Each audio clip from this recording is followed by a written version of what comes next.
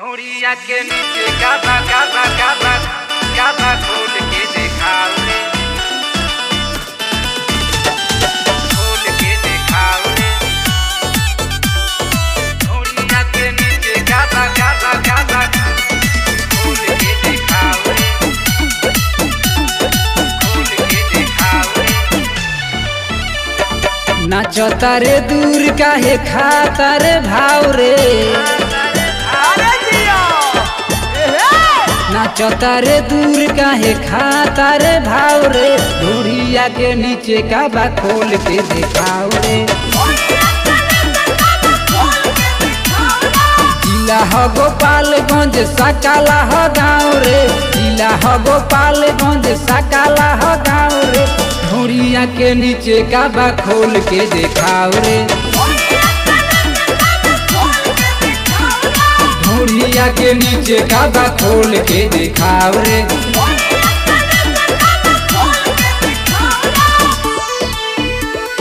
ढोरिया के नीचे गाबा गाबा गाबा गाबा खोल के दिखाओ रे।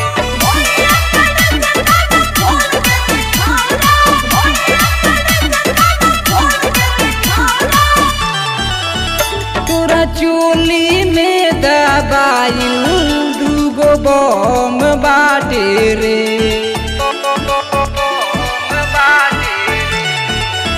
जो बना चलू तो लौके ना शरम बाटे रे। ताकतारे नुनू उनकर मन बहलाओ रे, ताकतारे नुनू उनकर मन बहलाओ रे। ढोरिया के नीचे काबा खोल के दिखाओ रे,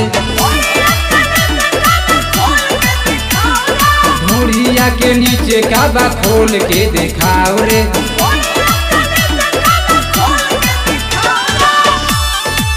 ढोरिया के नीचे गाबा गाबा गाबा खोल के दिखाओ रे, खोल के दिखाओ रे, खोल के दिखाओ रे। पूरा एरिया के हौवे सुन रंजन रंगाबाज,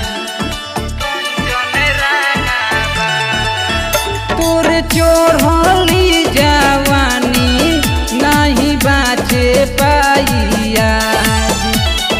लेले पन सौगा तनी गोठावा सटाउ रे, लेले पन सौगा तनी गोठावा सटाउ रे। ढोरिया के नीचे काबा खोल के दिखाओ रे, ढोरिया के नीचे काबा खोल के दिखाओ रे। Kamlesh recording studio Mohammadpur.